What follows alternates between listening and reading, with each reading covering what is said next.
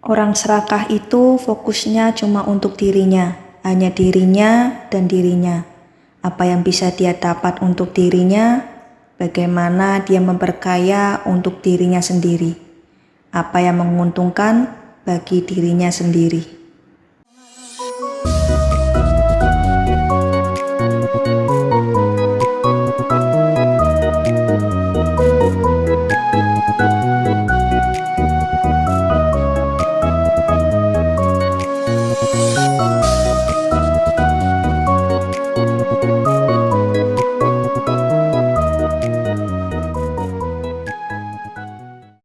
Hari ini aku pengen share tentang bebas dari keserakahan. Aku ingin mengingatkan kembali bahwa Tuhan mengajarkan pada kita bagaimana keserakahan adalah sebuah kebodohan. Aku mau mengangkat kisah orang kaya yang bodoh dalam Lukas 12 ayat 15-20. Katanya lagi kepada mereka, "Berjaga-jagalah dan waspadalah terhadap segala ketamakan, sebab walaupun seorang berlimpah-limpah hartanya, hidupnya tidaklah bergantung pada kekayaan itu." Kemudian ia mengatakan kepada mereka suatu perumpamaan. Katanya, ada seorang kaya, tanahnya berlimpah-limpah hasilnya. Ia bertanya dalam hatinya, "Apakah yang harus aku perbuat? Sebab aku tidak mempunyai tanah di mana aku dapat menyimpan hasil tanahku." Lalu katanya, "Inilah yang akan kuperbuat. Aku akan merombak lumbung-lumbungku dan aku akan mendirikan yang lebih besar. Dan aku menyimpan di dalamnya segala gandum dan barang-barangku." Ayat yang ke-20, tetapi firman Allah kepadanya, "Hai engkau orang bodoh, pada malam ini juga jiwamu akan diambil daripadamu. Dan apa yang telah kau sediakan, untuk siapakah itu nanti?" Demikian jadinya dengan orang yang mengumpulkan harta bagi dirinya sendiri, jikalau ia tidak kaya di hadapan Allah. Dalam firman ini ada dua hal yang Tuhan tekankan. Yang pertama, harta bukan segalanya. Hidup manusia tidaklah bergantung pada harta. Walaupun seorang berlimpah-limpah hartanya, hidupnya tidaklah tergantung pada kekayaan itu. Banyak orang yang berkata bahwa uang adalah segala-galanya. Tetapi Yesus menekankan di ayat ini, uang atau harta bukanlah segalanya. Hal yang kedua yang Tuhan tekankan adalah ukuran kesuksesan di mata Tuhan berbeda dengan ukuran kesuksesan hidup kita di mata dunia. Ukuran kaya di mata Tuhan itu sangat berbeda. Di Lukas 12 ayat 21. Demikianlah jadinya dengan orang yang mengumpulkan harta bagi dirinya sendiri, jikalau ia tidak kaya di hadapan Allah. Kalau menurut ukuran dunia, orang kaya ini sangat sukses hidupnya. Dia punya begitu banyak harta sampai lumbungnya tidak cukup. Dia harus bangun lagi lumbung yang baru, tetapi menurut ukuran Tuhan, orang ini sama sekali tidak kaya. Kenapa? Mengapa orang ini tidak kaya di mata Allah? Jawabannya karena ia serakah. Orang yang serakah itu hidupnya cuma fokus untuk memperkaya dirinya sendiri. Amsal 30 ayat 15a. Si lintah mempunyai 2 anak perempuan yang namanya untukku dan untukku. Orang yang serakah itu fokusnya cuma untuk dirinya. Hanya dirinya dan dirinya. Apa yang bisa dia dapat untuk dirinya? Bagaimana dia memperkaya untuk dirinya sendiri? Apa yang menguntungkan bagi dirinya sendiri juga? Aku pengen share gimana kita menemukan penangkal keserakahan. Aku percaya kita semua tidak mau hidup dalam keserakahan. dan bagaimana kita belajar untuk tidak serakah. Kuncinya adalah belajar untuk tidak hidup untuk diri sendiri. Jangan fokus memperkaya diri sendiri, jangan mementingkan diri sendiri, dan belajar menempatkan orang lain lebih utama daripada kita. Filipi 2 ayat 4 berkata, "Dan janganlah tiap-tiap orang hanya memperhatikan kepentingannya sendiri, tetapi kepentingan orang lain juga." Kunci bebas dari keserakahan adalah kita harus belajar tidak memikirkan diri sendiri, tapi memikirkan kepentingan orang lain, memikirkan kepentingan orang banyak. Ketika dalam hidup ini seseorang diberikan kesempatan untuk memperoleh jabatan yang sangat tinggi dan dipercaya atas nasib hidup orang banyak, harusnya dia memikirkan apa yang harus dia lakukan untuk memajukan kehidupan orang banyak. Apa yang harus dia lakukan untuk kepentingan hidup orang banyak. Tapi sayangnya ketika mereka mendapat jabatan itu, yang mereka pikirkan berapa keuntungan yang bisa mereka dapatkan. Ketika ada yang punya kepentingan, pasti ada yang dikorbankan. Yakobus 3 ayat 16, sebab di mana ada iri hati dan mementingkan diri sendiri, di situ ada kekacauan dan segala macam perbuatan jahat. Ketika ada kepentingan diri sendiri, orang akan mulai mengorbankan orang lain supaya dirinya diuntungkan. Aku ingin share 2 hal yang menjadi musuh keserakahan. Kalau kamu ingin bebas dari musuh keserakahan, yang pertama adalah mengerti kata cukup. Ibrani 13 ayat 5, janganlah kamu menjadi hamba uang, dan cukupkanlah dirimu dengan apa yang ada padamu, karena Allah telah berfirman, aku sekali-sekali tidak akan membiarkan engkau, dan aku sekali-sekali tidak akan meninggalkan engkau. Tuhan tuh berjanji dalam hidup kita bahwa kita tidak akan kekurangan. Tuhan juga tidak akan pernah tinggalkan kita kalau kita tidak mau menjadi hamba uang. Di ayat tadi berkata, kita harus belajar cukupkan diri dengan apa yang ada. Kita harus belajar berkata cukup untuk diri sendiri, supaya kita bisa punya lebih buat orang lain. Aku pribadi punya prinsip yang aku hidupi.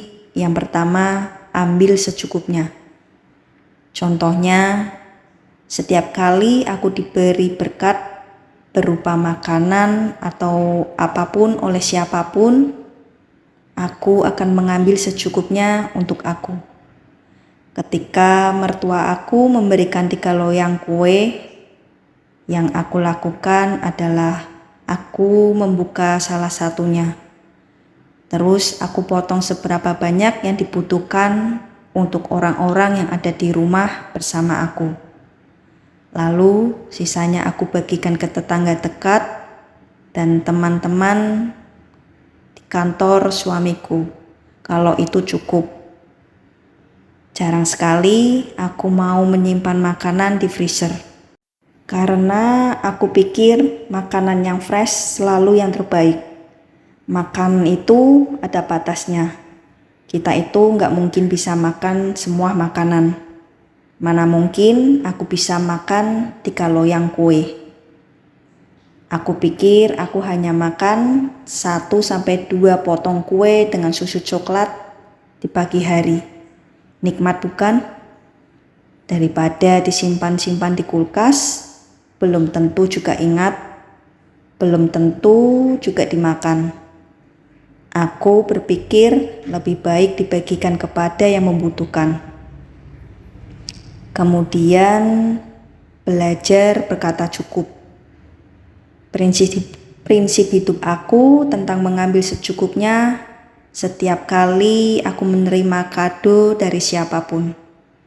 Kalau aku melihat bahwa kado yang diberikan itu aku tidak butuh, aku pasti menyimpannya dalam keadaan utuh, supaya ketika sewaktu-waktu aku bisa memberikan pada siapapun yang butuh.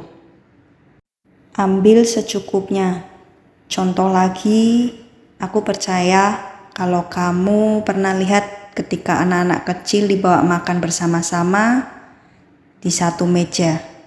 Mereka biasanya cenderung mengambil makanan yang mereka suka banyak-banyak dan ditaruh di piringnya. Nah, aku dari anak-anakku kecil, aku sudah mendidik mereka ini bahwa mereka nggak boleh mengambil semuanya.